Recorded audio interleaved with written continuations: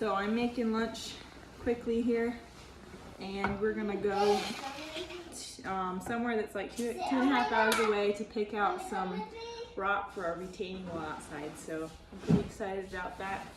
And I just wanted to make a little vlog today.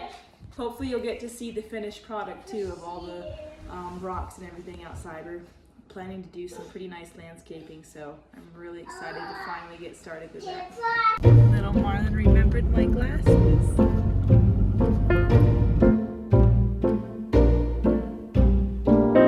Okay, put your seatbelt on.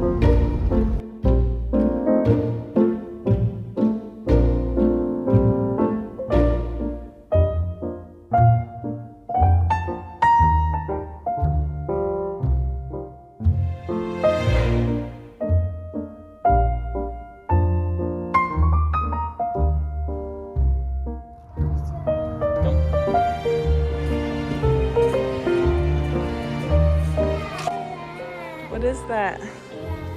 Want to climb up there?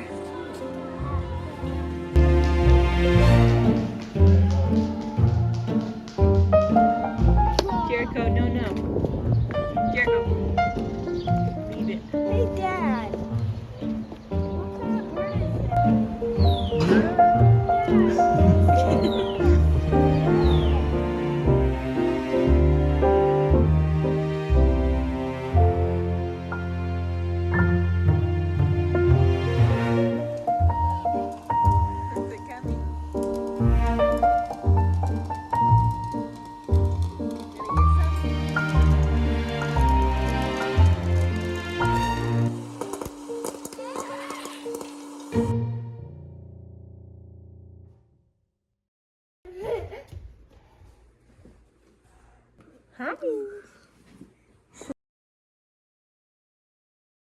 I'm gonna make some of the sourdough sandwich loaf bread that I've been making, and we all really are loving it. So I'll share it with you, and I'll put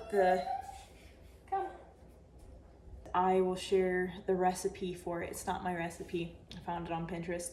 I'll put that in the description link so that you can go down there and try that out too if you're wanting to try a good sourdough sandwich loaf.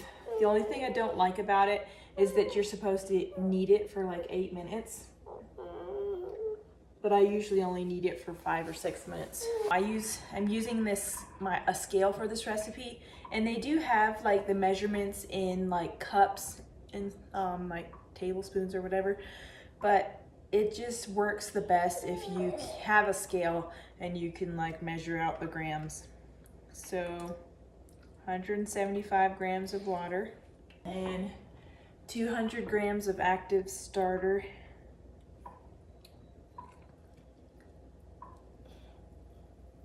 I just got this jar off Amazon recently, and I really love it for my sourdough.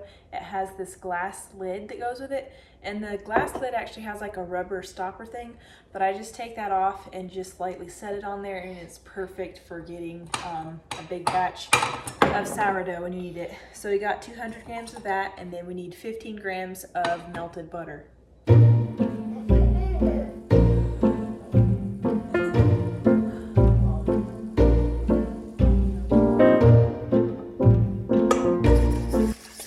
These 3 ingredients together: 7 grams of salt and 7 grams of sugar. We need 400 grams of flour.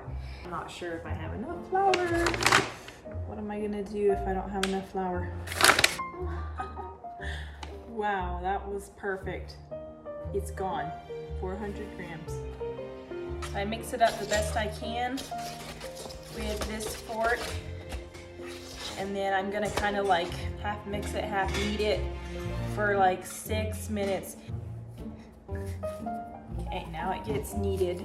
And this part is fun for a while, but it gets old after a minute or so. But you can just feel the dough start to come together and get like smoother and softer, and it just feels really nice. I think this is why the bread is soft, is because you have to knead it for so long. I'm done kneading, and this part is so new to me. I Never heard of this before. I don't know if I'm behind the times or what, but you literally roll these out like, roll this dough out like cinnamon rolls, like you're gonna make a cinnamon roll or something. And you just kind of make like, not a huge rectangle, but just make a bit of a rectangle with it. Then you just roll the dough up like this. And then the ends get folded under like this. So you just do like a weird little log roll, fold the ends under, spray your pan. This goes in here. Get yourself a piece of plastic wrap. This is so that the bread doesn't form a skin on it. That keeps it from getting dried out. Because we really want a nice loaf of bread that's not dried out or crusty.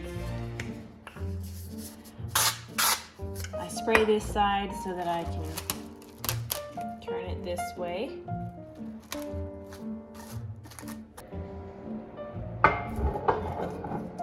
I just bring my bread over here to my fire.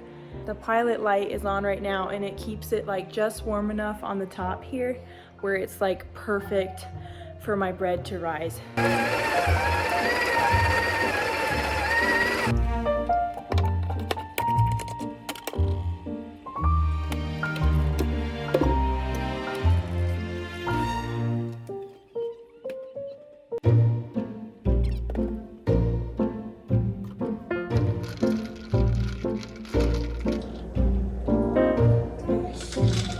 That's good. Maple syrup has just got to be like the best sweetener ever. Can I have him now? Why? Because it works right. Don't let him fall. Ah, don't let him fall. Hold on to him. The dough is about level with the sides. It's a little bit higher. Go ahead and brush some of this butter on the top before we bake it. Okay, so the recipe says to bake it at 350 for 30 minutes, but I've been doing mine for 28 minutes, and that seems to give it like the softness that it needs. I don't know if my elevation, it has anything to do with the elevation, or if my oven cooks really fast, I don't know, but less time is definitely better for me. And if you do cook it too long, it's gonna get kind of like dried out and crusty. It won't be soft like you want it to be.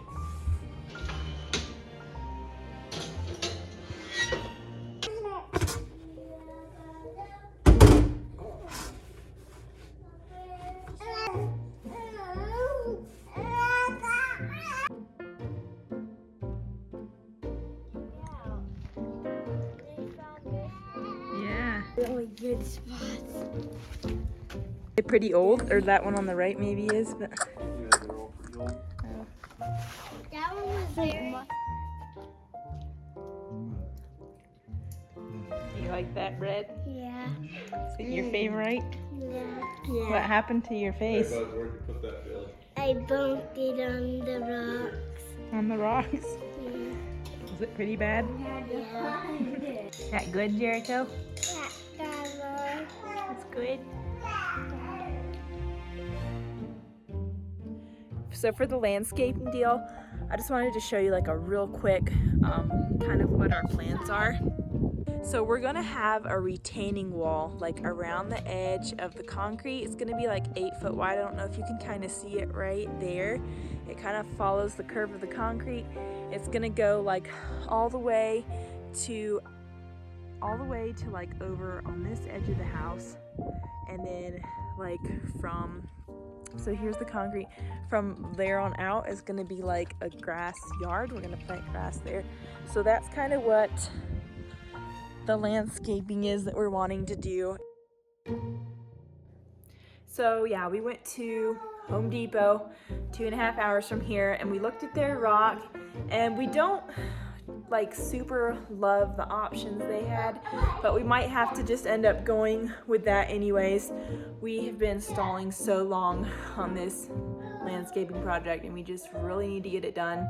So I'm not quite sure still what rock we're gonna use yet. So that's kind of postponed a little bit longer until we can get that figured out. And hopefully my next video can be of the landscaping that's happening around here. I'm pretty excited about it, and I'd love to show you all what we end up doing. And you know, it's so dry. This is like a high desert. I want to do some type of drought tolerant like shrubs and bushes in the retaining wall area, and like maybe some white rocks or something. I'm not exactly sure what I want to do yet, but I definitely need to do like a low maintenance thing, just because, you know, we do like to pick up and go here and there, and I don't want to be like trying to water stuff all the time. And I don't know if setting up like a drip tape system is like ideal for now. So I don't know, we'll see what happens with it, and it'll be fun to show you all, but I can hardly wait for this to get done. And I would really love to get some drone footage of, you know, like just an aerial view of, it is so bare here at our house. The ground is just completely bare. There's no landscaping at all. So it's gonna be fun to do that ourselves, but also quite a bit of work, so it might take a little bit longer yet.